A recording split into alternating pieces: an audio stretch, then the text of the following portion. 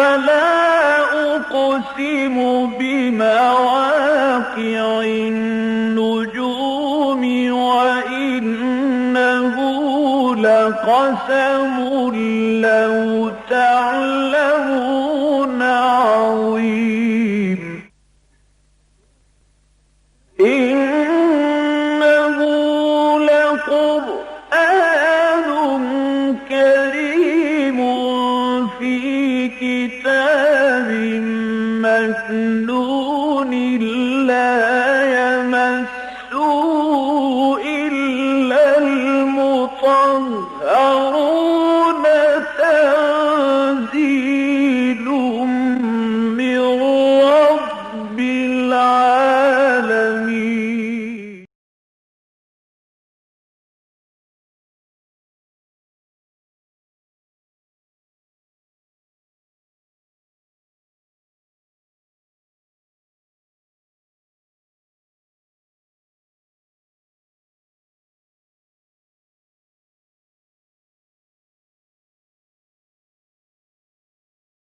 أعوذ بالله من الشيطان الرجيم.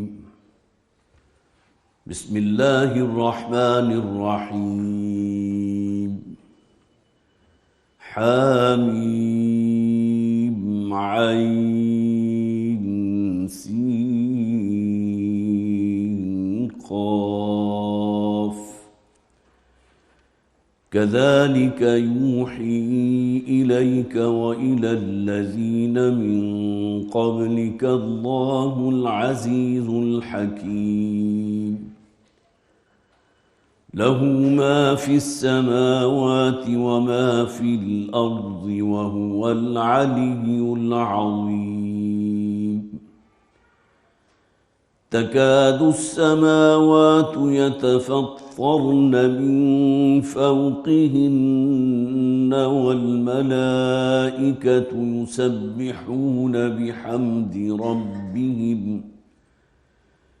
يسبحون بحمد ربهم ويستغفرون لمن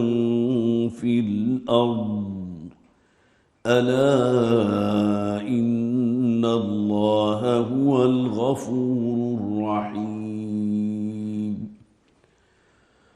والذين اتخذوا من دونه أولياء الله حفيظ عليهم وما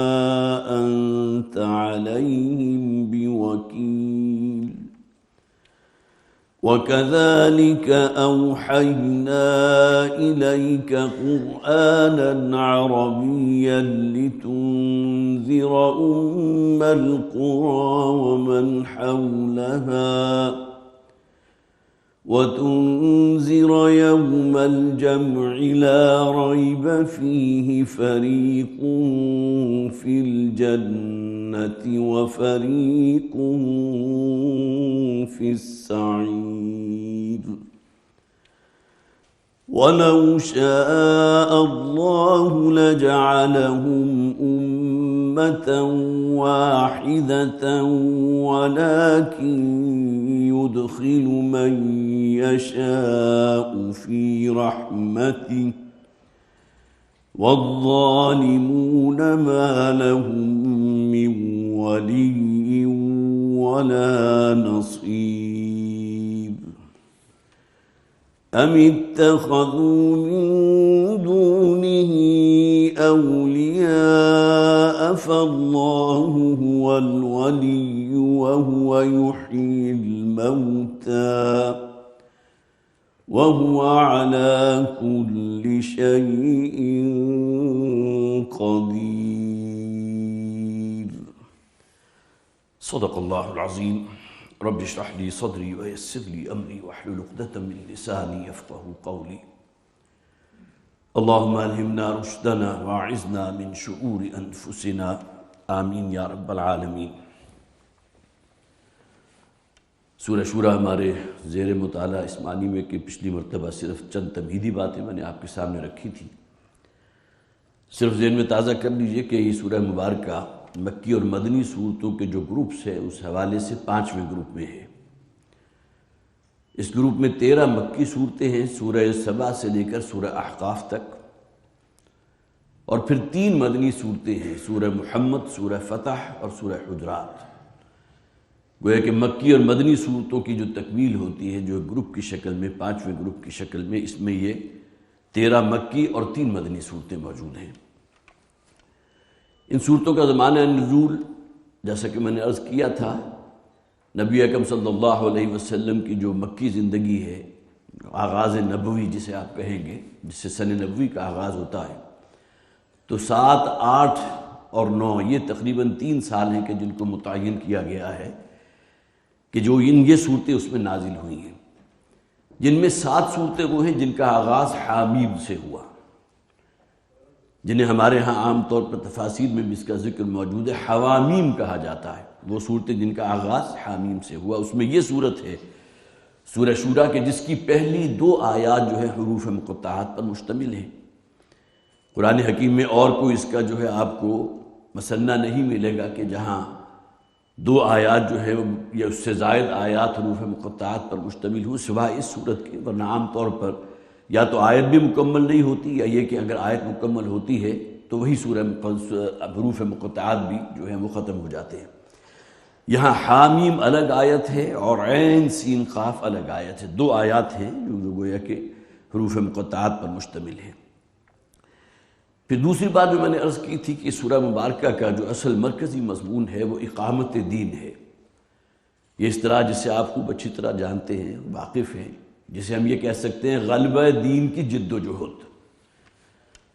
اللہ تعالیٰ نے اپنے انبیاء اور رسول کو بھیجا، جیسا کہ سورہ مبارکہ کی آیت نمبر 13 میں بھی بات آ جائے گی، شرع لکم من الدین ما وصی به نوح والذی اوحینا الیک وما وصینا به ابراہیم وموسیٰ وعیسیٰ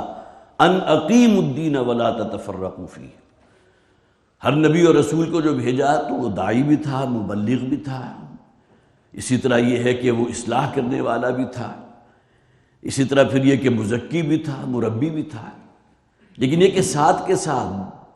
جنہیں رسالت کے فریضے کے ساتھ بھیجا گیا ہے ان کے ذمہ یہ بھی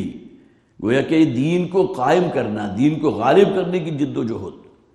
نبی اکرم صلی اللہ علیہ وسلم کی زندگی میں تو ایک بھرپور نمونہ اس کا موجود ہے نا، جس میں ایک دعوت سے آغاز کیا گیا، اس کے بعد جو لوگ جمع ہوئے ہیں ان کی تزکیہ ہے، ان کی تربیت ہے، پھر ان کو ایک نظم کے اندر پرویا ہے، پھر ایک جماعت کی شکل میں جو گویا کہ انہیں ایک کوڑا ہے کہ جو پھر وہ باطل کے پیٹھ کے اوپر برسا ہے، اور بالآخر اللہ تعالیٰ نے اپنے دین کو قائم اور غالب فرما دیا۔ تو یہ جو اولو العزم من الرسول جن کا ذکر ہے سورہ شورا کی اس آیہ مبارکہ میں، جس کی ابھی میں نے آپ کے سامنے تلاوت کی ہے، تو وہاں آخر میں کیا فرمایا گیا تھا؟ ان اقیموا الدین ولا تتفرقوا فیہ، کہ دین کو قائم کرو، دین کو غالب کرو۔ صرف دعوت کا کام کرتے رہنا، تبلیغ کا کام کرتے رہنا، ایک مصلح کے طور پر کام کرنا، ایک تربیت کرنے والے مربی کے طور پر، مزکی کے طور پر نہیں، بلکہ دین کو قائم کرنا بھی ضروری ہے۔ تو یہ سورہ مبارکہ اس حوالے سے، جیسا کہ میں نے پچھلی مرتبہ یہ بات آپ کے سامنے رکھی تھی کہ جس طرح ام المسبحات ہے سورہ حدید، اسی طرح یہی مقام وہ مکی وہ مدنی صورتوں میں ہے، جامع ترین صورت، تقریباً یہی مقام ہے مکی صورتوں کے اندر اس سورہ شورا کا، کہ جس میں وہاں سورہ حدید کے اندر جو ہمارے منتخب نصاب کا بہت اہم مقام ہے، اس میں بھی تھا کہ ہم نے اپنے نبیوں اور رسولوں کو کیوں بھیجا، لقد ارسلنا رسولنا بالبینات وانزلنا معهم الکتاب والمیزان لیقوم الناس بالقسط، تاکہ لوگوں کو عدل و انصاف کے اوپر قائم کرے۔ تو گویا کہ وہی جو نظام ہے، جو اللہ کی دی ہوئی شریعت ہے، جو عدل و قسط پر مبنی جو نظام ہے، اس کو قائم کرنا اللہ تعالیٰ نے اپنے نبیوں اور رسولوں کا فریضہ قرار دیا ہے۔ یہی معاملہ جو ہے یہاں فرمایا گیا، ان اقیموا الدین ولا تتفرقوا فیہ، جیسا کہ میں نے عرض کیا تھا، یہ اصل میں اس کی ایک مرکزی موضوع بھی ہے، اور اس کے ساتھ ساتھ اس بات کو بھی ذہن میں رکھیں کہ جو بھی کارکن ہوں گے، جو بھی گویا کہ اس غلبہ دین کی جد و جہد میں عملاً شریک ہوں گے، ان کا خد و خال کیا ہونا چاہیے، ان کی شخصیت کے اندر کون سے برگوار ہونے چاہیے، یہ وہ تمام چیزیں ہیں کہ جو سورہ مبارکہ میں ہم آہستہ آہستہ جب اس کا درس آگے بڑھے گا تو اس پر سے گزریں گے۔ اب آئیے کہ مطالعہ شروع کرتے ہیں۔ حامیم عین سین قاف، یہ 2 حروف جیسا کہ میں 2 آیات حروف مقطعات پر مشتمل ہیں۔ کذالک یوحی الیک وإلی الذین من قبلک اللہ العزیز الحکیم، اسی طرح اے نبی صلی اللہ علیہ وسلم آپ کی طرف وحی کیا گیا ہے اس قرآن کو، اس پیغام کو جو اللہ تعالیٰ نے آپ پر نازل فرمایا وحی کے ذریعے، وَإِلَى الَّذِينَ مِن قَبْلِكَ، اور اس پیغام کو اللہ تعالیٰ نے اپنی وحی نازل فرمائی تھی ان لوگوں پر بھی، ان انبیاء اور رسول پر بھی جو آپ سے پہلے ہو گزرے ہیں۔ اللہ العزیز الحکیم، اور اللہ ہے کہ جو العزیز بھی ہے الحکیم بھی ہے۔ یہ وحی کا لفظ جو یہاں آیا، اس سے پہلے بھی یہ چونکہ ہمارے درس قرآن کے اندر یہ مضامین بیان ہوتے رہے ہیں، تو وحی آتا ہے کسی پیغام کو بہت ہی سرعت کے ساتھ، بہت ہی تیزی کے ساتھ اور مخفی طور پر کسی تک پہنچا دینا۔ گویا کہ کوئی پیغام اس انداز میں پہنچانا کہ اس شخص تک تو وہ پیغام پورا کا پورا پہنچ جائے اور اس کو خوب اچھی طرح سمجھ بھی لے، لیکن اور کسی کے علم میں نہ بھی آئے، بالسرعہ، سرعت کے ساتھ، اور بالاخفاء، اخفاء کے ساتھ کسی پیغام کو پہنچا دینا۔ اس سورہ مبارکہ کے آخر میں جو آیات ہیں اس کے اندر بہت ہی خوبصورت انداز میں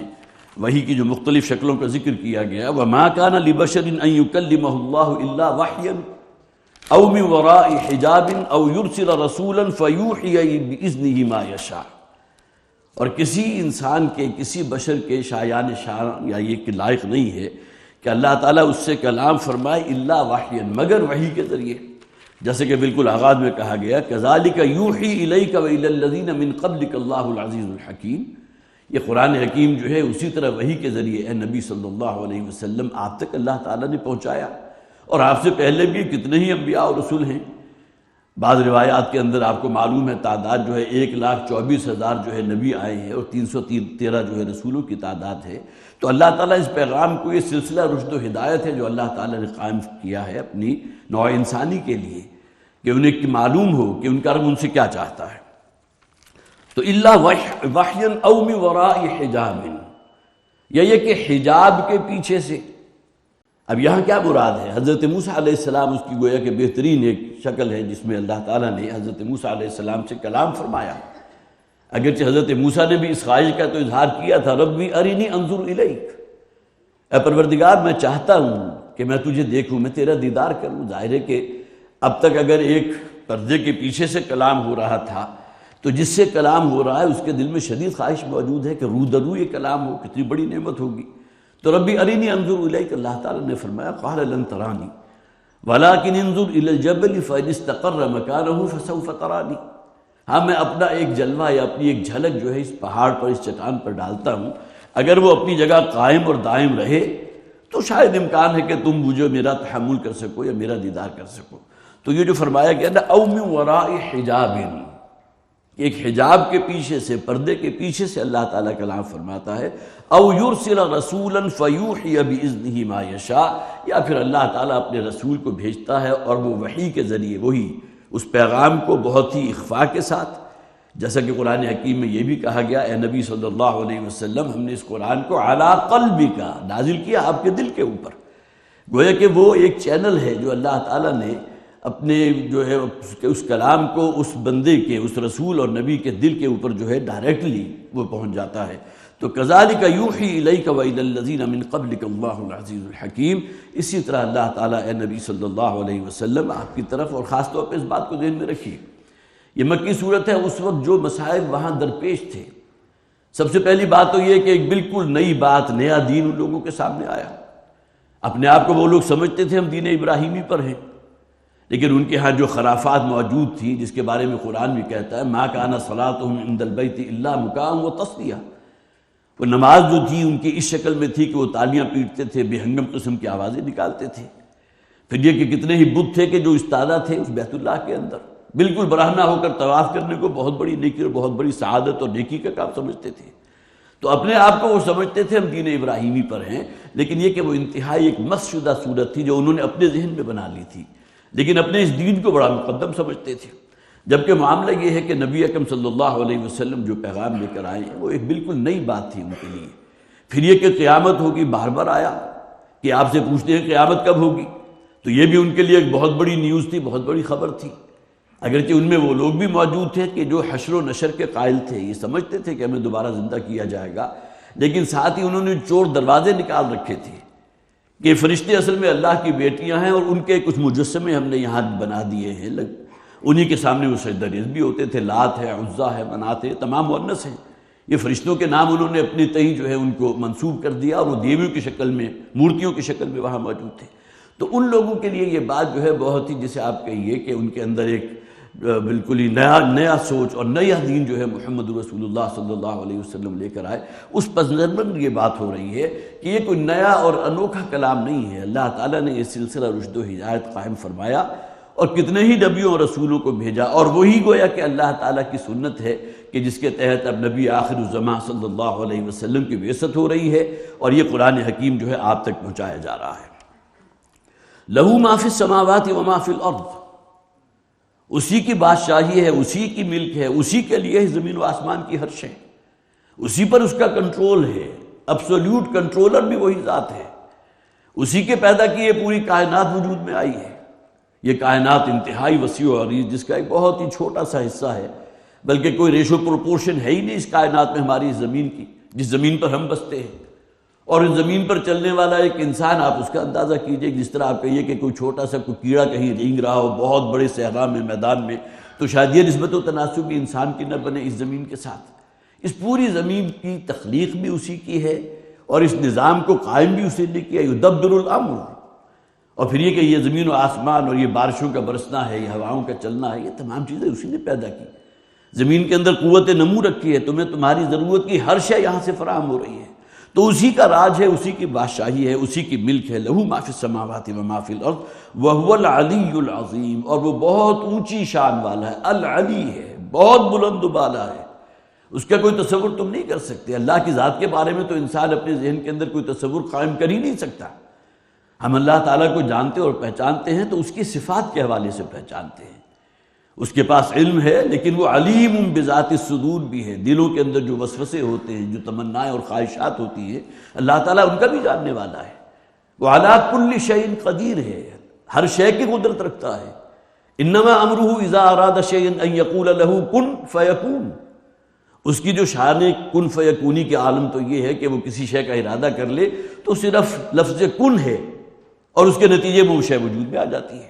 لہٰذا اس کے صفات کا بھی تم اندازہ نہیں کر سکتے. جس طرح اللہ تعالیٰ کی تمام صفات جو ہیں وہ لامحدود ہیں، قدیم ہیں، اس کی ذات کی طرح ہمیشہ سے ہیں.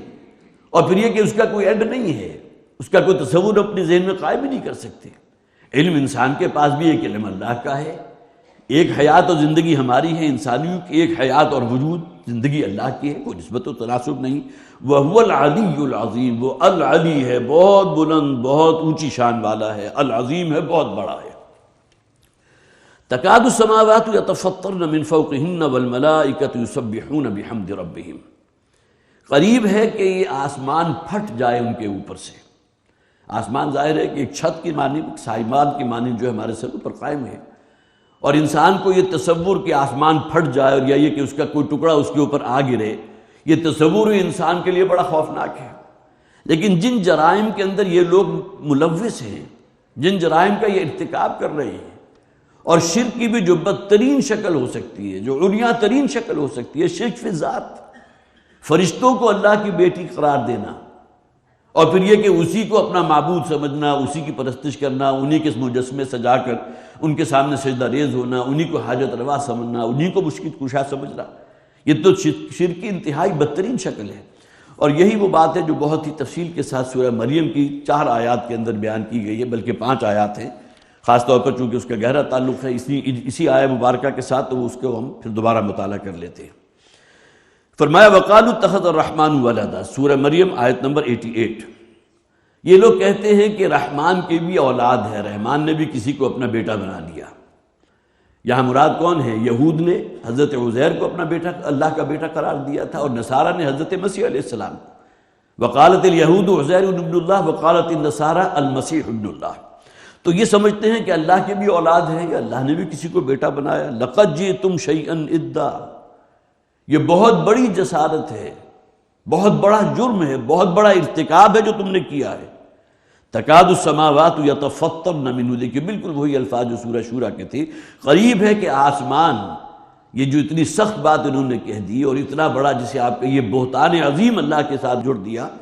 کہ فرشتے اللہ کی بیٹیاں ہیں، یہ حضرت مسیح اور حضرت عزیر جو ہے اللہ کے بیٹے ہیں. تو آسمان پھٹ جانے کو ہے، وَتَنشَقُّ الْأَرْضُ وَتَخِرُّ الْجِبَالُ هَدًّا، اور یہ زمین جو ہے وہ شق ہو جانے کو ہے،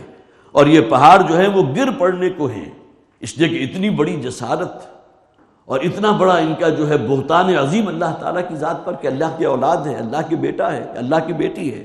ان دعوا للرحمن ولدا، کہ انہوں نے رحمان کے لیے بھی اس کے نام پر بھی اولاد وضع کر لی ہے، کسی کو اللہ کا بیٹا یا بیٹی قرار دیا۔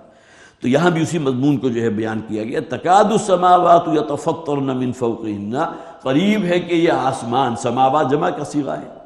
صرف یہ جو تمہارے سر کا پہلا آسمان ہے یہی نہیں، بلکہ یہ ساتوں آسمان جو ہیں اس جرم کی وجہ سے، جن جسارت کی وجہ سے کہ جو انہوں نے اللہ کی شان میں کی ہے کہ یہ پھٹ جائیں، والملائکۃ، اور پھر یہ کہ یہ فرشتے جو ہیں یسبحون بحمد ربہم، وہ تو اپنے رب کی تسبیح میں لگے ہوئے ہیں۔ یہاں دیکھیں تسبیح اور حمد قرآن حکیم میں یہ دونوں چیزیں جو ہے اکثر و بیشتر بالکل ساتھ آتی ہے جوڑے کی شکل میں۔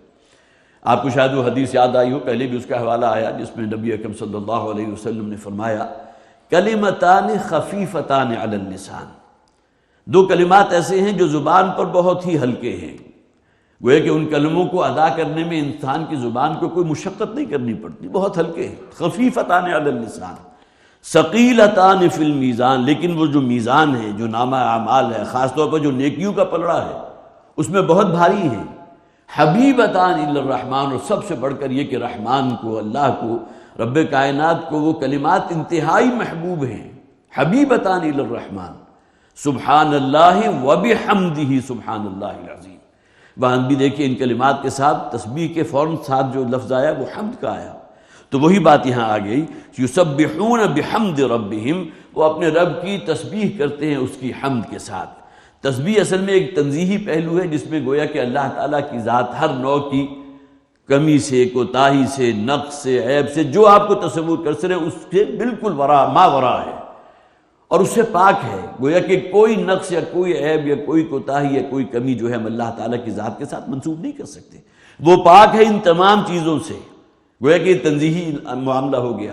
ایک اس کا آ جائے گا اس بات ہی معاملہ کہ کل خیر، کل بھلائی، ہر خوبصورتی یا جس بہترین شے کا آپ تصور کر سکیں وہ بدرجہ اتم اللہ تعالیٰ کی ذات میں موجود ہے۔ یہ گویا کہ تسبیح اور تحمید جو ہیں یہی وجہ ہے کہ جیسا کہ میں نے وہ حدیث بھی آپ کو سنائی اور یہاں بھی یہ دو الفاظ بالکل ساتھ آ گئے، یسبحون بحمد ربہم، وہ تسبیح کرتے ہیں اپنے رب کی اس کی حمد کے ساتھ، وَيَسْتَغْفِرُونَ لِمَنْ فِي الْأَرْضِ، اور استغفار کرتے ہیں ان لوگوں کے لیے جو اس زمین پر رہنے والے ہیں۔ سورہ مومن ابھی حال ہی میں ہم نے اس کی تکمیل کی تھی، اس میں خاص طور پر اس موضوع پر جو آیا مبارکہ جو آیات ہم نے پڑھی تھی اس کو خاص طور پر پھر ذہن میں تازہ کر لیجئے۔ فرمایا الذین یحملون العرش ومن حولہ، یہ وہ فرشتے کہ جو حملۃ العرش کہلاتے ہیں، جو گویا کہ اللہ کے عرش کو تھامے ہوئے ہیں، احادیث کے اندر ان کا ذکر ملتا ہے، وہ 8 کی تعداد ہے۔ ظاہر ہے اس کا کوئی ہم اپنے ذہن کے اندر کوئی جسے آپ کہیے کہ وہ تصور نہیں لا سکتے، اس لیے کہ اگر تصور لائیں گے تو عرش اللہ کا محدود ہو جائے گا، جبکہ اللہ تعالیٰ کے عرش کی کوئی حد نہیں ہے، جس طرح اس کی ذات جو ہے وہ لامحدود ہے، یہی معاملہ اس کی صفات کا بھی ہے۔ تو یہاں فرمایا الذین یحملون العرش، وہ لوگ کہ جو حملۃ العرش ہیں، جو اللہ کے عرش کو تھامے ہوئے ہیں، اٹھائے ہوئے ہیں، ومن حولہ، اور جو ان کے ارد گرد اور بھی فرشتے موجود ہیں، جیسا کہ حضور نے فرمایا کہ اس کائنات میں کہیں 4 انگلی کی جگہ یا 1 چپے کی جگہ بھی ایسی موجود نہیں ہے جہاں کوئی فرشتہ موجود نہ ہو اور اللہ تعالیٰ کی حمد و ثنا میں نہ لگا ہوا ہو۔ تو الذین یحملون العرش ومن حولہ یسبحون بحمد ربہم، جو اپنے رب کی وہی الفاظ جو ابھی ہم نے پڑھے، تسبیح کرتے ہیں اپنے رب کی حمد کے ساتھ، ویؤمنون بہ، اور اس کی ذات پر یقین رکھتے ہیں۔ ظاہر فرشتوں سے بڑھ کر یقین کس کا ہوگا؟ ان کے لیے تو کوئی شے جو ہے عالم غیب کی ہے ہی نہیں۔ ہاں ہمارا معاملہ ہے، ہمارے لیے اللہ تعالیٰ کی ذات بھی عالم غیب کی ہے، یا ہم غیب میں ہیں، فرشتے جو ہیں وہ بھی ہم سے یا ہم سے غیب میں ہیں، لیکن یہ کہ یہاں جو یہ معاملہ ہے الذین یحملون العرش ومن حولہ یسبحون بحمد ربہم، اور جو ان کے ارد گرد ہیں وہ اللہ کی تسبیح کر رہے ہیں اس کی حمد کے ساتھ، ویؤمنون بہ ویستغفرون للذین آمنوا، اور یہ دیکھیے اپنی خوش نصیبی پر ذرا، جسے آپ کہیے کہ ناز کا معاملہ، اگرچہ اس کے اندر کہیں جو ہے تفاخر اس معنی میں نہیں ہونا چاہیے کہ جس میں انسان کے اندر کہیں جو ہے گھمنڈ پیدا ہو جائے، وہ استغفار کرتے ہیں ان لوگوں کے لیے جو اس زمین میں ایمان لانے والے ہیں اور الفاظ کیا ہیں؟ ربنا وسعت کل شیء رحمۃ وعلما، اے ہمارے پروردگار ہر شے پر محیط ہے تیری رحمت اور تیرے علم، فاغفر للذین تابوا، اس بات کو نوٹ کیجئے، اے پروردگار مغفرت فرما دیجئے ان لوگوں کی کہ جو توبہ کرنے والے ہیں، جو گناہوں سے کنارہ کشی اختیار کرنے والے ہیں، جو عزم اور ارادے کے ساتھ گناہوں سے توبہ کرنے والے اور اس کے بعد اعمال صالحہ پر قائم رہنے والے ہیں، واتبعوا سبیلک وقہم عذاب الجحیم، اور پھر وہ لوگ کہ جو تیرے رستے کی، اس دین کی، شریعت کے احکامات کی پیروی کرنے والے ہیں، تیرے رستے کی پیروی کرنے والے ہیں، وقہم عذاب الجحیم، اور انہیں جہنم کے اس دہکا دینے والے عذاب سے بچا۔ ابھی وہ دعا ان کی جاری ہے، ربنا وادخلہم جنات عدن التی وعدتہم، اور ہمارے پروردگار انہیں داخل فرما ان باغات میں، وہ بچنے والے باغات، وہ ریزیڈینشل گارڈن، وہ جس کا ذکر جو ہے احادیث میں بھی ملتا ہے اور جس کا ذکر قرآن حکیم میں جا بجا موجود ہے، التی وعدتہم، جن کا تو نے ان سے وعدہ کیا، ومن صلح من آبائہم وازواجہم وذریاتہم، کس قدر خوبصورت الفاظ ہیں اس دعا کے، جو فرشتے اہل ایمان کے حق میں مانگ رہے ہیں اپنے رب سے، اے پروردگار انہیں معاف فرما دے۔ ظاہر ہے کہ انسان جو ہے، الانسان مرکب من الخطاء والنسیان، خطا بھی ہو جاتی ہے، نسیان بھی ہے، کسی گناہ میں بھی ملوث ہو جاتا ہے، لیکن فوراً جو ہے وہ ٹھٹ کے کھڑا ہو اور دوبارہ اپنے رب کے حضور توبہ کرے۔ تو ان لوگوں کے حق میں جیسا کہ ہم نے پڑھا، للذین تابوا، جو توبہ کرنے والے ہیں، تورے دین کی پیروی کرنے والے ہیں، اس رستے پر چلنے والے ہیں، اور پھر نہ صرف یہ بلکہ یہ کہ جو بھی ان کے آباء و اجداد ہیں، جو بھی نیک وکار ہیں، اور ان کی جو ازواج ہیں، ان کی جو ذریت ہے، ان تمام کی معافی فرما دے اور ان سب کو جمع فرما دے اس جنت میں کہ جن کا تو نے ان سے وعدہ کیا گیا۔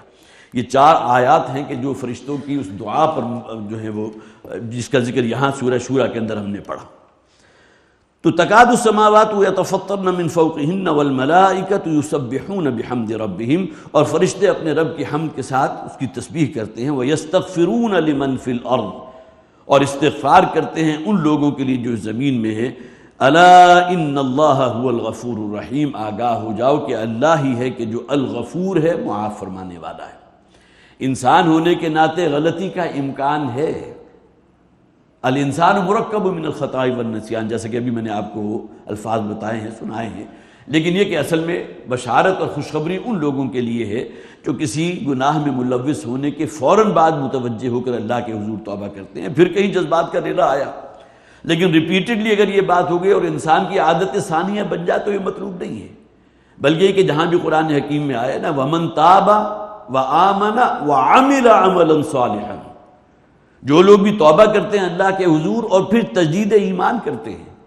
اس لیے کہ نبی اکرم صلی اللہ علیہ وسلم کی وہ حدیث میں نے آپ کو پہلے بھی سنائی تھی کہ جب بھی کوئی شخص گناہ کرتا ہے تو ایمان اس کے دل سے نکل کر اس کے سر پر ایک پرندے کی طرح منڈلانے لگتا ہے۔ صدق دل سے توبہ کرتا ہے تو ایمان اس کے دل میں واپس آ جاتا ہے، گویا کہ اسے تجدید ایمان بھی کرنا ہے شعوری طور پر، اور شعوری طور پر جو توبہ ہے جسے قرآن توبۃ النصوح کہتا ہے، اس کے ساتھ یہ گویا کہ لازمہ ہے کہ تجدید ایمان بھی ہو، الا من تاب وآمن وعمل عملا صالحا، اور پھر نہ صرف یہ کہ تجدید ایمان بلکہ اس کے بعد نیک اعمال کرنے والے بن جائیں، جس گناہ سے توبہ کی تھی اس سے گویا کہ آئندہ کے لیے اعراض کریں، اس سے بچیں۔ تو وَيَسْتَغْفِرُونَ لِمَنْ فِي الْأَرْضِ أَلَا إِنَّ اللَّهَ هُوَ الْغَفُورُ الرَّحِيمُ، یقینا اللہ تعالیٰ الغفور ہے، تمام معاف فرمانے والا، مغفرت فرمانے والا اور کمال مہربانی فرمانے والا۔ وَالَّذِينَ اتَّخَذُوا مِن دُونِهِ أَوْلِيَاءَ، اور وہ لوگ کہ جنہوں نے اللہ کے ساتھ اور بہتوں کو شریک قرار دے دیا۔ اب یہ جو شرک کی مختلف قسمیں رہی ہیں، جن میں وہ بھی آ گئے جو پیغمبر ہیں، جیسا کہ حضرت عیسیٰ علیہ السلام کو اللہ کا بیٹا قرار دے دیا۔ جس دور میں بھی اللہ تعالیٰ نے اپنے نبیوں اور رسولوں کو بھیجا ہے تو بڑی جماعت تو وہی تھی کہ جو مخالفین پر مشتمل تھی۔ نبی اکرم صلی اللہ علیہ وسلم کیونکہ رحمت للعالمین بھی ہیں اور آخری نبی ہیں، آخری امت ہے یہ امت محمد صلی اللہ علیہ وسلم، لیکن پہلی قوموں کے ساتھ تو اللہ تعالیٰ نے کوئی معافی کا معاملہ نہیں کیا۔ جو لوگ بھی ہٹ درمی کے ساتھ، ضد اور عناد کے ساتھ رسول کی مخالفت پر کمر بستہ رہے، پھر آسمان سے عذاب نازل ہوا، اور پھر یہ کہ ان تمام لوگوں کو کہ نسیہ منسیہ کر دیا کہ بدترین قسم کی ذلت اور رسوائی والی موت انہیں نصیب ہوئی۔ لیکن یہ کہ نبی اکرم صلی اللہ علیہ وسلم کی رحمت اور خاص طور پر جیسا کہ وہ عذاب استیصال اس امت کے لیے نہیں ہے، وَلَنُذِيقَنَّهُم مِّنَ الْعَذَابِ الْأَدْنَىٰ دُونَ الْعَذَابِ الْأَكْبَرِ، ہاں یہ کہ چھوٹے چھوٹے اللہ تعالیٰ عذاب جو ہے لوگوں کو متوجہ کرنے کے لیے، انہیں جھنجھوڑنے کے لیے وہ بھیجتا رہا ہے، لیکن عذاب استیصال پہلی قوموں کے لیے تھا۔ تو لوگوں کا اللہ کے ساتھ کسی کو اور ولی قرار دے دینا. اب ولی کسے کہتے ہیں؟ حمایتی کو بھی کہیں گے، سرپرست کو بھی کہیں گے، اسی طرح مددگار ہے، اسی طرح کارساز ہے، پشت پناہ ہے، یہ تمام اوصاف جمع کر لیجئے تو ولی ہے.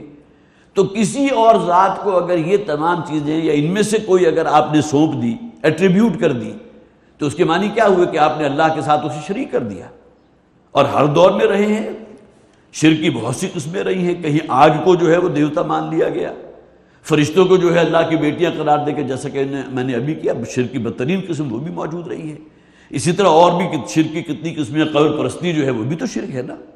کہ جو صاحب قبر ہیں وہاں جا کر قبروں کو سجدہ بھی کیا جا رہا ہے، ان سے جو ہے مشکل کشائی کی دہائی بھی دی جا رہی ہے، حاجت روائی بھی ان سے ہو رہی ہے. تو یہ تمام جو خدائی اوصاف ہے، اگر مخلوقات میں سے کسی کو آپ ایٹریبیوٹ کر دیتے ہیں تو گویا کہ آپ نے اسے اللہ کے ساتھ ایک شریک قرار دے دیا. تو والذین اتخذوا من دونہ اولیاء، اور وہ لوگ کہ جنہوں نے اللہ کے سوا اور بہتوں کو اللہ کا شریک قرار دے دیا ہے، جو شرک میں ملوث ہوئے. اللہ حفیظ علیہم، اللہ ہے کہ جو ان کے اوپر نگران ہے. گویا کہ ان کا ہر عمل اللہ کی نگاہ میں ہے. اللہ تعالیٰ ان کی ایک ایک حرکت کو دیکھ رہا ہے. جس بدترین قسم کے شرک کے اندر وہ ملوث ہیں، اور جس طرح وہ، جیسا کہ آپ کو معلوم ہے، جو بھی وہاں کعبے کے اندر ان کے بت موجود تھے، ان کے نام پر اونٹ بھی قربان کیے جاتے تھے. اور نہ صرف قربان کیے جاتے تھے بلکہ اس اونٹ کے جو خون ہے اس سے کعبے کی دیوار کو لتھیڑ دیا جاتا تھا، اور ان کا گوشت جو ہے تقسیم کیا جاتا تھا اس معبود یا وہ جو دیوتا جس کے نام پر انہوں نے وہ قربانی کی تھی، اس کے نام منسوب کر کے جو ہے اس کو پھر تقسیم بھی کیا جاتا تھا. یہ بدترین شکلیں موجود رہی ہیں ہر دور کے اندر. اللہ حفیظ علیہم، اللہ تعالیٰ ہر شے کو نوٹ فرما رہا ہے، نگران ہے، ان کے اوپر پوری طرح نگہبان ہے. وما انت علیہم بوکیل، اور اے نبی صلی اللہ علیہ وسلم آپ کو ان پر کوئی اختیار نہیں ہے، آپ ان کے ذمہ دار نہیں ہیں. قرآن حکیم میں اس مضمون کو بھی بہت سی جگہ پر بیان کیا گیا. وما انت علیہم بمسیطر، اے نبی آپ کو اللہ نے اختیار نہیں دیا کہ انہیں زبردستی ہدایت کے رستے پر لے آئیں،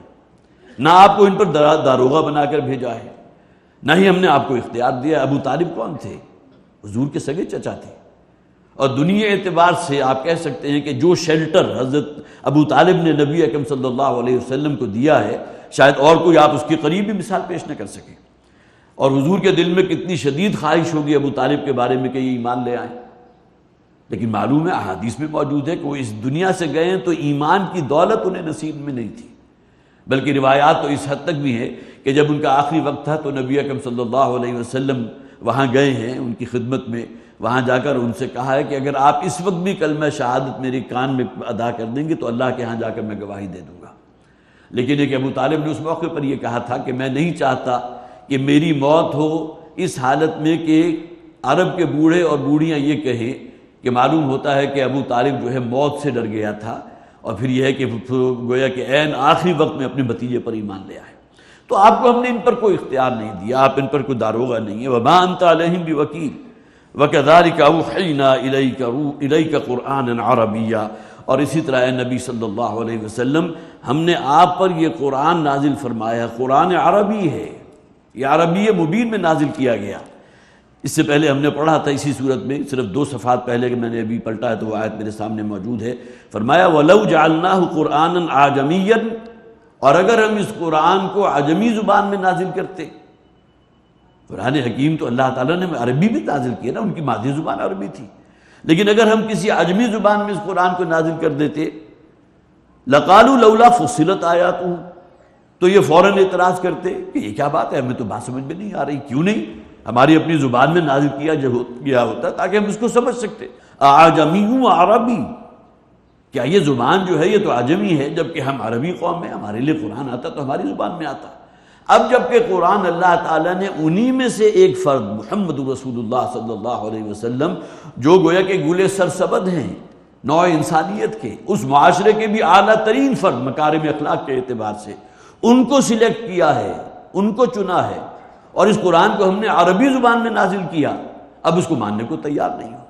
تو یہ جسے آپ کہیے کہ ایچب العجبی، ایک تو تمہارا وہ اعتراض ہوتا اگر ہم عجمی زبان میں نازل کر دیتے، اب تمہاری اپنی مادری زبان میں نازل ہو گیا تو تمہیں اس پر اعتراض ہے اور اس پر ایمان لانے کو تیار نہیں۔ وَكَذَلِكَ أَوْحَيْنَا إِلَيْكَ قُرْآنًا عَرَبِيًّا، اور اسی طرح اے نبی صلی اللہ علیہ وسلم ہم نے آپ پر یہ قرآن نازل فرمایا وحی کے ذریعے، وہی جیسا کہ میں نے عرض کیا بِالسُّرْعَةِ وَالْإِخْفَاء، بہت سی صورت کے ساتھ پیغام جو ہے اور بہت ہی پوشیدہ اور مخفی طور پر کسی کے دل پر، جیسے کہ حضرت عائشہ صدیقہ رضی اللہ تعالیٰ عنہ راوی ہیں کہ یہ حدیث موجود ہے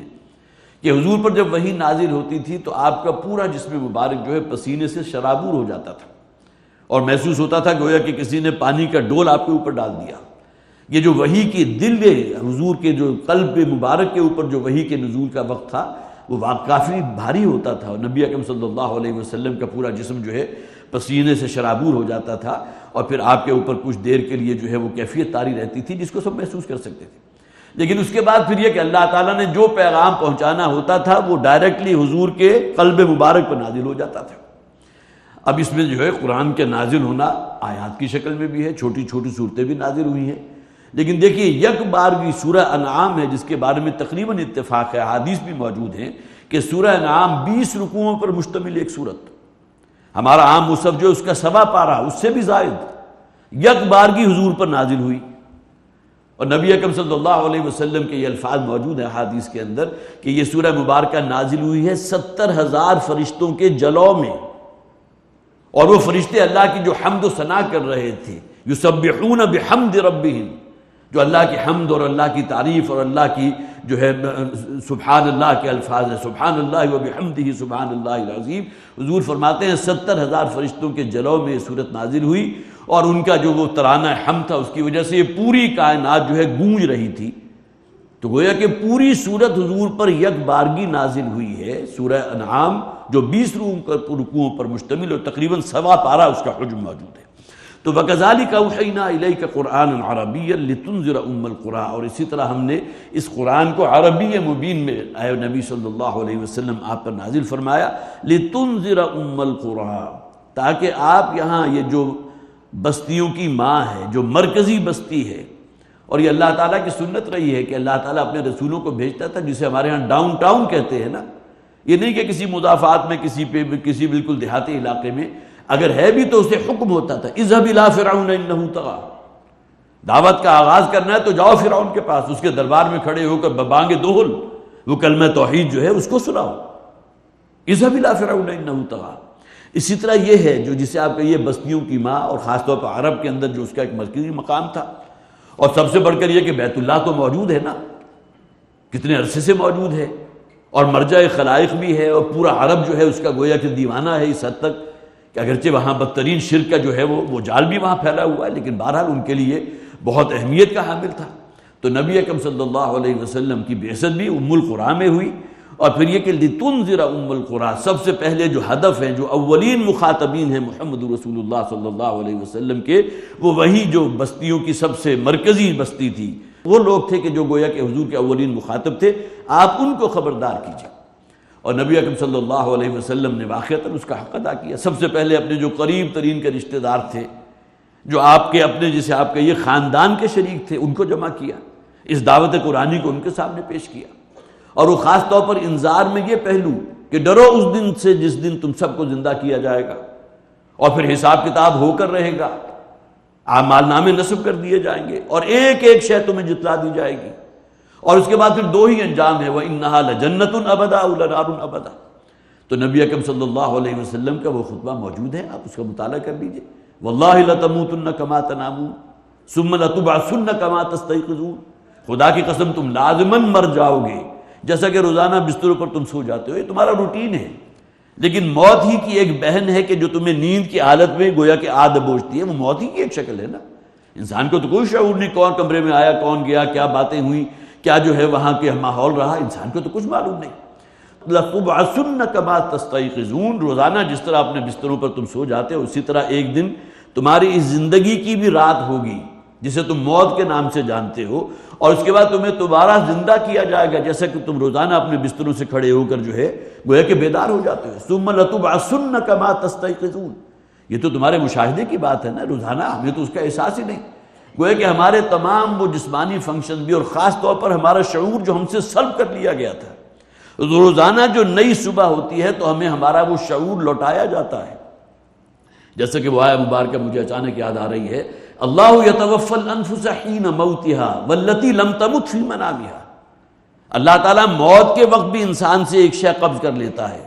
لیکن موت کے وقت دو چیزیں قبض ہوتی ہیں، انسان کی جان بھی قبض کر لی جاتی ہے، اس کی روح یا شعور اس کو بھی قبض کر لیا جاتا ہے. واللتی لم تمت فی منامها، لیکن یہی جو وفات کا عمل ہے وہ انسان کی نیند کے عالم میں بھی ہوتا ہے. جن پر ابھی موت کا اللہ کی جناب میں ابھی فیصلہ نہیں ہے، ان کا وقت معین نہیں آیا، تو نیند کے عالم میں بھی ان سے ایک شے قبض کر لی جاتی ہے اور وہ انسان کا شعور ہے. گویا کہ وہ شعور تو قبض کر لیا گیا، روزانہ جب آپ بیدار ہوئے ہیں تو اس شعور کو دوبارہ لوٹایا جاتا ہے، جسے آپ کہیے کہ وہ کمپیوٹر دوبارہ ریسیٹ کر دیا جاتا ہے جو ایک مرتبہ بالکل زیرو پر جا چکا تھا. ٹھیک ہے، ہمارا ہارٹ بھی جو ہے وہ بھی پلپیٹ کر رہا ہے، ہمارا عمل تنفس بھی جاری ہے، اور باڈی فنکشن جو ہے نظام بھی چل رہا ہے، ہمارا واسکولر سسٹم بھی چل رہا ہے، لیکن جسے آپ میں کہتے ہیں، میں تو موجود نہیں ہوں، مجھے تو کچھ معلوم نہیں، ہمارا شعور قبض کر لیا گیا. تو اللہ یتوفی الانفس حین موتها واللتی لم تمت فی منامها، یہ انذار ہے جو نبی اکرم صلی اللہ علیہ وسلم نے اولین دور میں جو آپ کو خطبات نظر آتے ہیں حضور کے، اس میں بہت نمایاں ہے. اسی طرح حضور نے فرمایا میری اور تمہاری مثال ایسے ہے گویا کہ آگ کا ایک بہت بڑا الاؤ روشن ہے اور تمہاری آنکھیں بند ہیں، تم اندھوں کی طرح اس کی طرف جو ہے بگٹوٹ دوڑے چلے جا رہے اور میں تمہارے کپڑے پکڑ پکڑ کر تمہیں بچانے کی کوشش کر رہا. یہ انذار ہے جو نبی اکرم صلی اللہ علیہ وسلم نے، جیسا کہ فرمایا گیا لِتُنذِرَ أُمَّ الْقُرَىٰ. اسی طرح جس حدیث کا میں ذکر آپ کے سامنے کر رہا تھا جس میں حضور کا خطبہ بیان کیا گیا، وَاللَّهِ لَتُبْعَثُنَّ كَمَا تَسْتَيْقِظُونَ، خدا کی قسم تمہیں لازماً دوبارہ زندہ کیا جائے گا جیسا کہ تم دوبارہ روزانہ اپنے بستروں سے بیدار ہو جاتے ہیں. ثُمَّ لَتُنَبِّئُنَّ بِمَا تَعْمَلُونَ، اور لازماً تمہارے تمام اعمال تمہیں جتلا دیے جائیں گے. اور اس کے بعد کیا ہے، وَإِنَّهَا لَجَنَّةٌ أَبَدًا أَوْ لَنَارٌ أَبَدًا. پھر دو ہی انجام ہیں، یا جنت ہے ہمیشہ ہمیش کے لیے، یا یہ کہ جہنم کی دہکتی ہوئی آگ ہے کہ جس سے پھر سابقہ ہوگا جو تمہیں، اور وہاں کوئی موت نہیں ہوگی جو تمہیں اس آگ کی شدت سے اور اس کی تمازت سے اور اس کے جھلسا دینے والی تکلیف سے بچا سکے، بلکہ کلما نضجت جلودہم بدلناہم جلودا غیرہا. جب بھی انسان کی ظاہری کھال جو ہے جلد جب بھسم ہو جائے گی، جل جائے گی، تو اللہ تعالیٰ اسے ریپلیس کر دے گا ایک نئی جلد کے ساتھ، تاکہ یہ کہ اس عذاب کی جو شدت اور تمازت جو ہے اس کو سلگانے والا عمل اس کو خوب اچھی طرح چکھے. تو لِتُنذِرَ أُمَّ الْقُرَىٰ وَمَنْ حَوْلَهَا، اور جو بھی اس بستی کے ارد گرد آباد ہیں. امیڈیٹلی کون تھا؟ پورا عرب، مکہ مرکزی بستی ہے اور مختلف قبائل موجود ہیں، مکہ کے قریب بھی ہیں، بہت دور دور کے علاقے میں بھی قبائل موجود تھے. انذار کا فضیلہ آہستہ آہستہ وہاں تک بھی تو پہنچا ہے نا. مدینہ کا کتنا فاصلہ تھا، آج تو ہمارے نزدیک کوئی فاصلہ ہے نہیں، آپ تیز رفتار گاڑیوں میں بیٹھ کر جائیں تو 3.5-4 گھنٹے میں پہنچ جاتے ہیں. لیکن جب یہ کہ آیات نازل ہو رہی تھی تو مکے سے مدینے کا سفر بھی کم سے کم ہفتہ 10 دن کا سفر تھا. پیدل ہے یا اگر آپ اونٹ کے اوپر ہیں تو اس سے کم تو نہیں. لیکن یہ کہ حولہا سے مراد یہ بھی ہے، اور پھر یہ کہ اس سے یہ بھی مراد ہے کہ نبی اکرم صلی اللہ علیہ وسلم کی جو بعثت عمومی ہے، اہل عرب کی طرف آپ کی بعثت تھی، بعثت خصوصی الی اہل عرب، لیکن الی کافۃ الناس بشیرا و نذیرا، تمام انسانوں کے لیے اللہ تعالیٰ نے حضور کو جو بشیر اور نذیر بنا کر بھیجا، یہ آپ کی بعثت عمومی ہے. تو یہاں حولہا سے مراد یہ بھی ہے کہ جتنی بھی یہ پوری زمین ہے، گویا کہ مرکزی جگہ تو جسے آپ کہیے وہ یہ مکہ کی بستی ہے، ام القریٰ ہے، اور اس کے ارد گرد جہاں بھی لوگ بستے ہیں وہ تمام ہیں کہ جو گویا کہ نبی اکرم صلی اللہ علیہ وسلم کی امت دعوت میں شامل ہیں. امت اجابت تو وہی تھی کہ جنہوں نے لبیک کہہ کے اہل عرب میں اس دور میں اسلام قبول کر لیا تھا. اور یہ کہ آج بھی ہم بھی اگرچہ نسل مسلمان ہیں، شعوری طور پر ہم میں سے کون ہوگا کہ جو واقعتاً کہیں پہلے کہیں کسی اور دین یا مذہب کا پیروکار تھا، اس کے بعد شعوری طور پر عزم اور ارادے کے ساتھ دوبارہ اسلام لایا ہو. لیکن یہ کہ ہمیں تو یہ اسلام اور یہ قرآن جیسی عظیم ترین نعمتیں بالکل مفت میں گھر بیٹھے بٹھائے حاصل ہو گئی، اس لیے کہ اللہ کا بہت بڑا فضل، بہت بڑا کرم، وہ احسان کہ جس کو ہم چکا نہیں سکتے، کہ ہماری ولادت اس گھرانے میں ہوئی. یہ اللہ کی حکمت تھی نا، اللہ کا فیصلہ تھا، جو مسلمان گھرانہ تھا، جہاں میں گویا کہ وہ چیزیں جو کہیں سوچ و وچار کے بعد آپ کو کتنا عرصہ بیتتا ان حقائق تک پہنچنے کے لیے. علامہ اقبال کا وہ شعر میں ذہن میں آ رہا ہے کہ نہ کہیں جہاں میں اماں ملی، جو اماں ملی تو کہاں ملی، میرے جرم خانہ خراب کو تیرے عفو بندہ نواز میں. دنیا بھر کے فلسفہ کھگالنے کے بعد بھی انہیں اگر جیسے آپ کہیے کہ جس کو انہوں نے بالآخر فوکس کیا تھا وہ قرآن حکیم تھا. تو یہ لتنذر ام القریٰ ومن حولہا، تو گویا کہ وہ جو امت دعوت ہے اس تک بھی انذار ہے، لیکن یہ انذار اب ہمارے ذمے ہے. فَلْيُبَلِّغِ الشَّاهِدُ الْغَائِبَ، جو یہاں موجود ہیں اب ان پر واجب ہے، ان پر لازم ہے کہ اس قرآن کے پیغام کو پہنچائیں کہ جو یہاں موجود نہیں ہیں. وَتُنذِرَ يَوْمَ الْجَمْعِ لَا رَيْبَ فِيهِ، اور آپ خبردار کر دیجئے اس دن سے کہ جو تمام لوگوں کو جمع کرنے والا دن ہے. یوم الجمع، جسے یوم التغابن بھی کیا گیا، یوم یجمعکم لیوم الجمع ذالک یوم التغابن، جس دن اللہ تعالیٰ ہر انسان کو جمع کر دے گا، جو جمع کرنے کا دن ہوگا، اور وہ اصل میں ہوگا ہار اور جیت کے فیصلے کا اصل دن. تو لتنذر ام القریٰ ومن حولہا وتنذر یوم الجمع لا ریب فیہ فریق فی الجنۃ وفریق فی السعیر. اور اس کے بعد پھر انجام کار جو ہے وہ دو ہی ہیں. اصحاب اعراف کا ذکر بھی قرآن میں آتا ہے جو منتظر ہوں گے اللہ کی رحمت کے، اور اس کے بارے میں بہرحال یہ کہا جاتا ہے کہ یہ وہ لوگ ہوں گے جن کی نیکیوں کا اور بدیوں کا، برائیوں کا پلڑا برابر ہوگا. ان کے بارے میں اللہ تعالیٰ فیصلے میں گویا کہ کچھ تھوڑی تاخیر ہوگی. یہ اصحاب اعراف ہیں، وہ جب جہنم والوں کو دیکھیں گے تو پناہ مانگے پروردگار کہیں ہمیں ان میں شامل نہ فرما دیجئے، اور جنت والوں کو دیکھیں گے تو ان کے اندر وہ آرزو پیدا ہوگی، وہ تمنا پیدا ہوگی کہ اے پروردگار ہمیں ان میں شامل فرما دے. بالآخر اللہ تعالیٰ کی رحمت غالب ہوگی اور انہیں اہل جنت میں داخل کر دیا جائے گا، ان میں شامل فرما دیا جائے گا. لیکن بالآخر دو ہی انجام ہیں، فریق فی الجنت و فریق فی السعیر. ایک گروہ تو وہ ہوگا جن کا مقدر ہوگا پھر اللہ کی فروح و ریحان و جنت نعیم، جنت الفردوس ہے. وہ اللہ کی جو ہے سب سے بڑھ کر اللہ کی رضا ہے، اللہ کا دیدار ہے. پھر یہ کہ کون سی نعمت ایسی ہے جس کا تم تصور کرو وہاں تمہیں فراہم نہ کر دی جائے. وَلَكُمْ فِيهَا مَا تَشْتَهِي أَنفُسُكُمْ وَلَكُمْ فِيهَا مَا تَدَّعُونَ. اور دوسرا گروہ وہ ہے کہ جس کا پھر ابدی ٹھکانہ ہوگا جہنم کی دہکتی ہوئی آگ. وَفَرِيقٌ فِي السَّعِيرِ، اور دوسری ہوگی جو جہنم کی دہکتی ہوئی آگ ہے کہ جس کا نوالا بنیں گے. یہ ابتدائی 7 آیات ہیں کہ جس کو ہم آج بمشکل مکمل کر سکیں. اللہ تعالیٰ ہمیں توفیق عطا فرمائے کہ قرآن حکیم کا خاص طور پر جو انذار والا پہلو ہے، جس سے انسان کے دل کے اندر بھی ایک رقت اور نرمی پیدا ہوتی ہے، اور پھر یہ کہ خوف آخرت جو ہے اجاگر ہوتا ہے، اللہ تعالی ہمیں ان کا شعور عطا فرمائے اور اپنی زندگیوں میں تبدیلی کرنے کا فیصلہ عطا فرمائے. بارک اللہ لی ولکم فی القرآن العظیم ونفعنی وإیاکم بالآیات والذکر الحکیم.